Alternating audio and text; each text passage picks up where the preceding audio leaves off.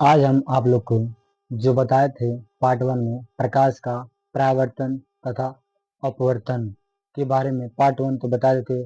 प्रकाश किसे कहते हैं, प्रकाश का गुण बताते हैं, प्रकाश के परावर्तन बताते हैं, प्रकाश के परावर्तन के नियम बताए थे। इसके बाद आइए बताते हैं दर्पण, जो कि ये पार्ट 2 है। ठीक है ना। दर्पण किसे कहते हैं, ठीक है ना। दर्पण मतलब एक जो शीशा होता है जिसमें आप लोग अपना मुंह को देखते हैं, जो मिरर होता है, उस उसी को मिरर कहते हैं, दर्पण कहते हैं। ठीक है ना।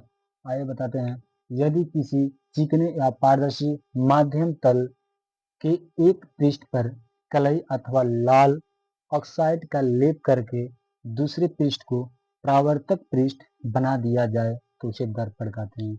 मतलब कोई एक मिरर शीशा लीजिए, उसको एक तरफ से लाल ऑक्साइड का लेप अगर कर देंगे इधर से, तो आप लोग देख सकते हैं पारदर्शी का पारदर्शी का मतलब होता है आप इस ओर से देखें उस ओर दिखाई देगा। अगर शीशा लेंगे तो इधर से देख सकते हैं, तो उसके एक साइड में क्या पॉलिश कर देंगे, कलई कर देंगे। ठीक है, लाल ऑक्साइड का एक कलई होता है।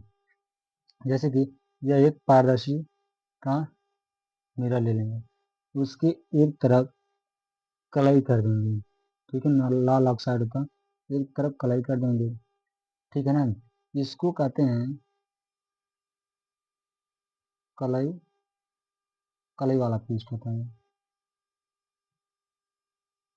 इसको कहते हैं परावर्तक पृष्ठ, परावर्तक पृष्ठ। ठीक है ना। और कुछ लोग होते हैं इस तरह बनाते हैं, इधर से कलई करते हैं, लेकिन इधर से नहीं किया जाता है, राइट साइड से कलई किया जाता है। ठीक है ना। ये जो होता है समतल दर्पण, क्या समतल दर्पण है। ठीक है ना। किसी मिरर को जो पारदर्शी हो उसको एक तरफ से कलई करके दूसरे को परावर्तक पृष्ठ बना दिया था, इसी का एक दर्पण होता है। ठीक है ना। आइए फिर अब इसके आगे बताते हैं। आइए अब बताते हैं गोली दर्पण क्या होता है। ठीक है ना। गोली दर्पण होता है, गोली दर्पण यदि किसी कांच के, कोई कांच हो, उसके खोखले गोलों को काट कर उसके पृष्ठ पृष्ठ पर कलई कर दिया जाए तो उसे गोली दर्पण कहते हैं।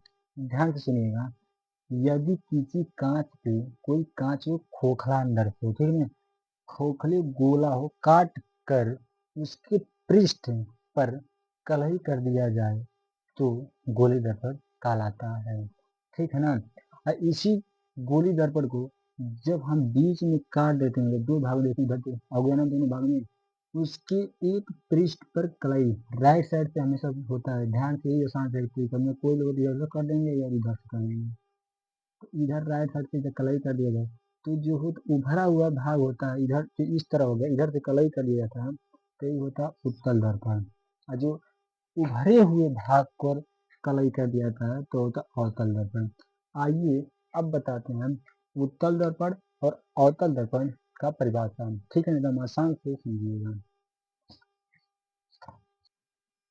अब आप लोग को बताते हैं अवतल दर्पण, उत्तल दर्पण। ठीक है ना, एकदम आसान से फिगर के द्वारा ही समझिएगा।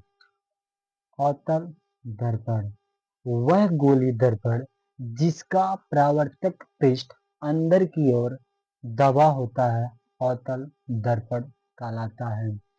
जिसे अंदर की ओर ऐसे क्या दबा होता है, अवतल दर्पण कहलाता है। क्या अवतल दर्पण कहलाता है। ठीक है ना। वह गोली दर्पण जिसका परावर्तक पृष्ठ किसे कहते हैं, जो कलई नहीं किया जाता है, जिधर से छोड़ दिया हम लोग अपना, हम लोग अपना मुख दिखते हो, उसी को कहते हैं। ठीक है ना, परावर्तक पृष्ठ।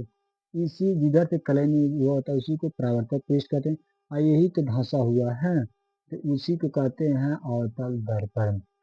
दूसरा होता है उत्तल दर्पण, वह गोली दर्पण जिसका परावर्तक पृष्ठ उभरा होता है, उत्तल दर्पण कहलाता है। जैसे कि इधर से कलई कर दिए, जो ये परावर्तक पृष्ठ है ये क्या उभरा हुआ, इस तरह है, उभरा हुआ ना, उभरा हुआ एकदम आसान से याद करो। जिसका वह गोले दर्पण जिसका परावर्तक पृष्ठ उभरा होता है उसे उत्तल दर्पण कहते हैं। जिसका परावर्तक पृष्ठ धंसा होता है उसे अवतल दर्पण कहते हैं। जिसका परावर्तक पृष्ठ जैसे उभरा हुआ उठा हुआ होगा उसे उत्तल दर्पण कहते हैं। ठीक है ना। आइए फिर इसके आगे हम कुछ बताएंगे पार्ट 3 में। धन्यवाद।